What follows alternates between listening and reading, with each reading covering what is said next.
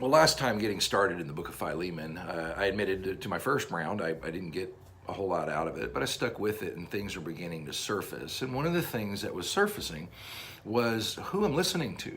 You got to remember, this is the Apostle Paul. This is the Apostle Paul towards the end of his life, where he calls himself an old man and he's sitting under house arrest and he's been through all the things that it talks about in the book of Acts. And it covers all that ground where he's gone through, shipwrecks and beatings and imprisonments and riots and jail time and fights with the government. I mean, he's been through all kinds of stuff. And so, what Philemon does, as much as anything, it gives you tremendous insight into what spiritual maturity sounds like. What spiritual maturity sounds like. And that's very important to pay attention to because, again, I think we've said this a number of times during this coaching, but I think it bears repeating. Sometimes we wait too much for the clouds to part. But maybe the deeper things, the better things, or the more soul-enriching things are the small details that come from a life like that. You're listening to a personal correspondence of one of history's great heroes, honestly, one of the most influential people who ever lived in the history of Earth, and who had really proved himself, who will eventually give his life for his faith. I mean, he paid the ultimate cost, he paid cost his entire life. And so details are very important coming from a person like that.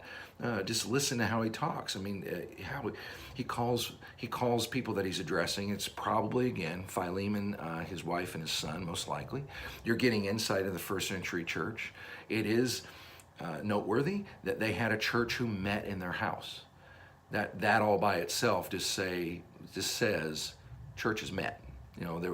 Spiritual maturity was an honoring of the meeting of believers in homes or wherever else, that there was such a thing as a church.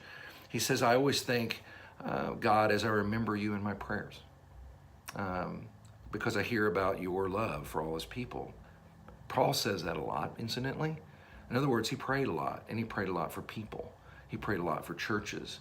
He said, I remember you in my prayers. In other words, there was a time when he was like, Lord, I just pray for Philemon. I remember, man, he's such a loving guy.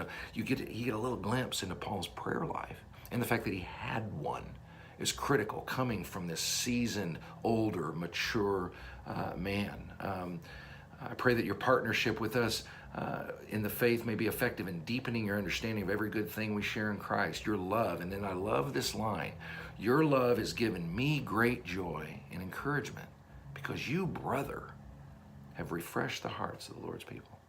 Now, here's Paul. I don't know who Philemon was, but there's no way he had the stature of an Apostle Paul.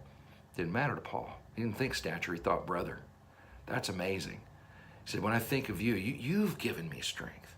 Paul was great at just saying, you're next to me on this thing, even though he was the Apostle Paul. He had seen Jesus literally and physically after he rose again from the dead, and he was aware of that stuff. But he says, then you, and then he's this great line, you refreshed the hearts of the saints. And I had to ask myself the question, I thought, man, am I a heart refresher? Am I a heart refresher? Philemon was a heart refresher, and Paul knew it, and he saw it, and he honored it. But then he goes on to the topic at hand. And the way he goes about it is a heck of an education. It really is. This whole thing is, this Onesimus has run away. He's a runaway slave. He's in Rome. He's with Paul. But it's really, really interesting how Paul talks about Onesimus, for one thing.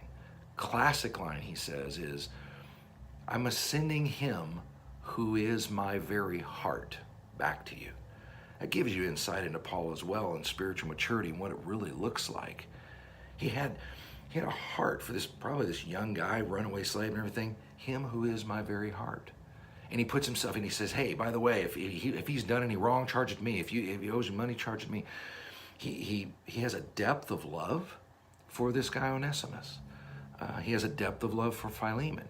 And that's the critical thing. Out of spiritual maturity, he's got this situation. He wants him to receive him back and treat him good. And he says, as Paul, I could just order you to do this. I have that authority. I know I do. I'm a boss man. I am. But I tell you what, I chose rather to appeal to you on the basis of love.